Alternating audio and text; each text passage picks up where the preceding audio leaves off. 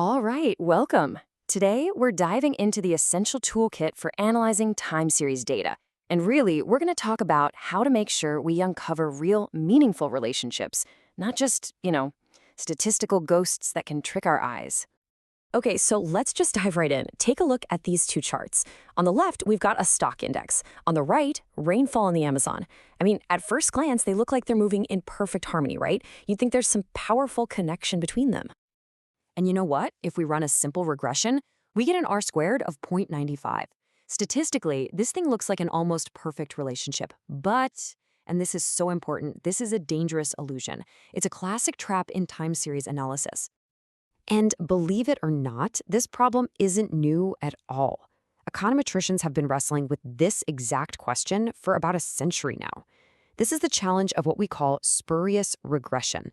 And today, we're going to learn the rigorous professional framework to make sure we avoid it. So where do we even begin? Well, the very first step in our quest for truth is to diagnose the nature of our data. We have to ask a really fundamental question. Is our data stable or, in statistical terms, is it stationary? So a stationary series is, well, it's predictable. It's well-behaved. Its average and its volatility are basically constant over time. Think of it as being kind of anchored in place. A non-stationary series, though, is adrift. It has something called a unit root. And you can think of it like this. It's like it has a memory that never, ever fades.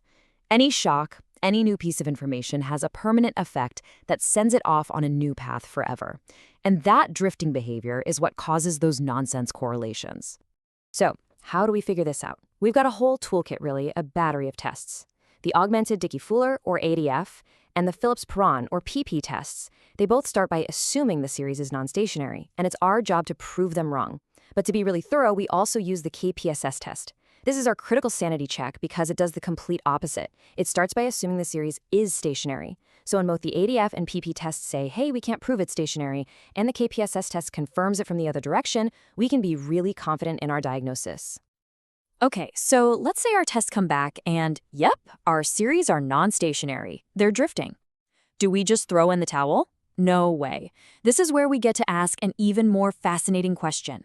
Are these series just drifting randomly, or are they drifting together in some kind of meaningful way? And this brings us to this really cool, kind of beautiful concept called cointegration. Think of it like a long-run economic gravity. Yeah, the series might wander away from each other in the short term, but they're bound by this equilibrium relationship that always pulls them back together over time. It's the long-run glue that turns what looks like chaos into a predictable partnership. Now, the pioneering method to test for this was the Engel-Granger two-step approach, and it's actually super intuitive. First, you just confirm your series are drifting in a similar way. Then, you run a regression, and you check the errors, those little short-term deviations from the long-run path. And if those errors are stationary, meaning they always kind of come back to zero, then bingo, you've proven that a long-run relationship exists. But, of course, Engel-Granger has its limits. And that's where the much more powerful Johansen procedure comes into the picture. See, in a complex economic system with lots of variables, there might be more than one long-run equilibrium. The Johansen approach can find all of them, and it treats every variable as interconnected, which, let's be honest, is how the real world actually works, right? And what's great about the Johansen procedure is it gives us these powerful tools, like the trace test. This lets us statistically figure out the exact number of coin-integrating relationships, or stable long-run equations, that exist in our system. So you're not guessing anymore. You get a real statistical conclusion. All right, so we've done all this hard diagnostic work. We've tested for stationarity, we've tested for cointegration. Now, finally, we can get to the fun part, choosing the correct model for the job. And this is maybe the most important takeaway here. The data dictates the model. We don't just get to pick our favorite model because it looks cool or it's easy. Our diagnostic tests have shown us the underlying reality of the data, and that tells us which tool we are professionally obligated to use. Okay, scenario 1, all our variables are stationary. If that's the case, life is pretty straightforward. We use a vector autoregression model, or a VAR. This model is perfect for capturing those complex feedback loops in a system. It lets us see how a shock to one thing ripples through everything else. But what if? And this happens all the time. Our series are non-stationary, but they're co-integrated. In that case, we must use a vector error correction model, or a VECM. And this model is so powerful because it does two things at once. It models the short-run wiggles and jiggles, just like a VAR, but it also includes that long-run relationship, that error correction term, that shows how quickly the variables pull each other back to their true path.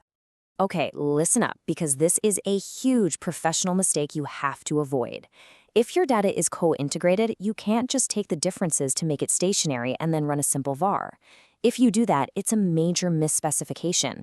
You're literally throwing away the most valuable insight you have, that long-run glue we worked so hard to find. Right, so what about the real world, which is always messy? What if you have a mix of stuff? Some variables are stable, others are drifting. Well, for that exact situation, the incredibly flexible ARDL model comes to the rescue.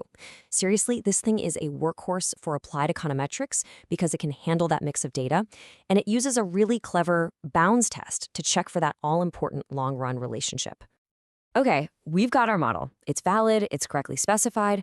Now we can get to the real payoff. We can finally ask that ultimate question: who influences whom? Who's leading the dance in our economic system?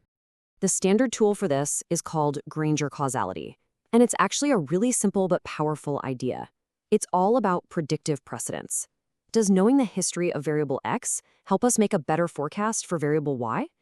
If the answer is yes, we say X Granger causes Y. But, and there's always a but, isn't there? There's a catch. The standard test only works if your data is stationary. And that's exactly why we need a more robust method, the Toda-Yamamoto procedure. It gives us a really clever workaround that lets us test for causality even when our data is non-stationary. Basically, it modifies the model just enough to make the statistics valid without losing the original economic story. It's just a really smart, sophisticated solution to a very common and complex problem. So, when you step back and look at this whole framework, from unit root tests all the way to Vekums and Toda-Yamamoto, what's it all about? It's about intellectual honesty.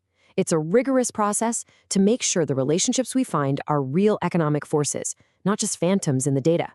Which leaves us with a final thought to ponder. In a world that is just overflowing with data, how can we be sure we're finding true insight and not just beautiful but totally meaningless statistical illusions?